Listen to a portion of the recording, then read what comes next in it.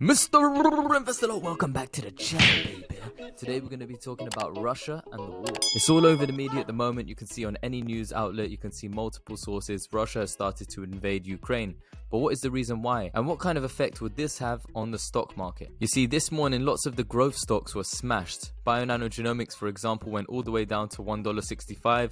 Let's take a look at Palantir. Palantir was actually below $10. I think it hit $9.74 at one point. And even Tesla went below 700. I think it was 699, 680 or something in pre-market. And I believe the WTI oil price hit 99. It just touched over 100 over on oilprice.com. So it's strange how, war affects oil in such a way where it raises all of these gas and oil prices. So now please remember, none of this is financial advice, it's for entertainment only, but these are only my thoughts on the stock market and what's going on at the moment. And I'm also going to drop you some information on what I believe is going to happen with interest rates. So what is the reason behind Russia attacking Ukraine? Could it be for power? Could it be for land? Well, we've been having a semiconductor shortage for a while now, and I'm not sure exactly why they're invading, but if it is for resources, could it be the fact that Ukraine is a major producer of gases, noble gases, used for semiconductor manufacturing like neon, argon and krypton? Make sure you fact check me on all of these resources. This is businesskorea.co.kr, and there's several websites with lots of different figures and numbers, but here it states that Ukraine accounts for 70% of global neon gas production. And in previous conflicts, when there was a 2014-2015 war, according to Business Korea, they said that in Ukraine the price of neon gas for semiconductor production jumped more than tenfold. Reuters has actually suggested that Ukraine is a major producer of neon gas critical for lasers used in chip making, and it supplies more than 90% of the US semiconductor grade neon. So are we going to see a drastic impact? And currently the US has been warning that a full-scale conflict between Russia and Ukraine could disrupt exports of these elements and might hit big players like Intel. This could actually further put pressure on supplies and push up prices of these chips. So this could result in a knock-on effect on higher chip prices. So could it be that Russia is invading for power? We don't know. Could it be for resources? We don't know. But right now, the economic effect that it can have globally is we could start putting sanctions on Russia, and people have already proposed putting sanctions on Russia. Boris Johnson has actually been pushing for Russia to be ejected from SWIFT payment systems. If you guys don't know what SWIFT is a huge messaging network used by financial institutions such as banks to send and receive money transfer orders or information quickly, securely and accurately. So he's been trying to ask the EU, and other sources like Reuters have stated that the EU is unlikely to cut Russia off SWIFT for now. But if we do impose sanctions on Russia, they could equally impose sanctions on Europe. There are already articles propping up about how will Europe cope if Russia cuts off its gas, because according to WSJ.com, Russia is Europe's biggest supplier of gas, crude oil and coal. It's delivered through a sprawling pipeline network and on vessels carrying supercooled gas. Russian gas met about 38% of European Union demand in 2020. People are also asking equally, is Putin's Ukraine invasion about fossil fuels? By The Guardian. So now with a lot of countries in Europe proposing for sanctions to be made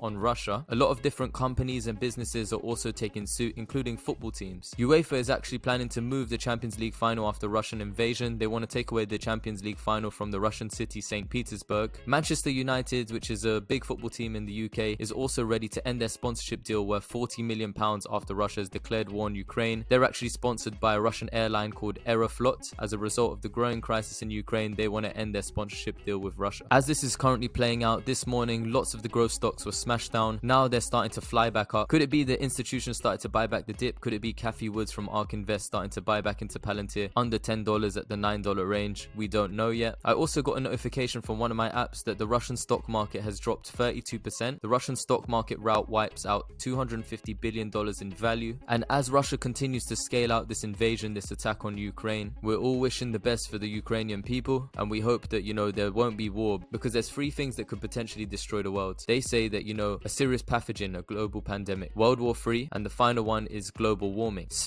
like a meteorite or something catastrophic happening with nature. So we're just hoping that this plays out and things blow over and Russia doesn't launch a full-scale invasion and they retreat, they back off, and we can have peace again. Anyways, that's it for now. I've got to head out, but I've got a really good video as well. I was speaking to a guy regarding inflation and interest rates, and he told me to look at one of the indicators for interest rates rising and make sure that I map this out and take a look at it, because it's indicate what they're going to potentially potentially do with the increases in interest rates and how they're going to do it. Anyways, please remember, none of this is financial advice, is for entertainment only. Wishing you a lovely day. Tell me if you bought the dip as well, if you had any cash on hand, because I've just keep spending my cash. As soon as I get it, I continue to buy into the stock market. I buy my favorite stocks. I've also been buying into tokens on the metaverse on one of my favorite plays. So I'm going to continue buying BNGO. I'm actually going to increase positions in all of these growth stocks while they're down. My oil plays I think are going to do really well. I've still got them. I'm still holding on to Occidental Petroleum. I'm waiting for the dividend to come back, because as soon as I get a dividend, I'm going to use that dividend to continue buying growth stocks. But anyways, yeah, I really want a position in BNGO to be 10,000 shares. I've got 3,005 shares at the moment. In one account, it's a $4 cost average, or just under $4. And in the other account, I've still got it at like $9. But it's a very small percentage at $9. Most of it's in an ISA account at,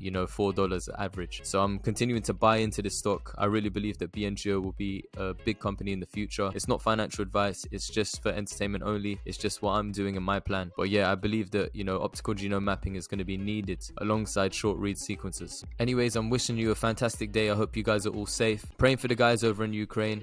And I hope that we don't have World War III. Mr. Invest Alot, over and out, baby.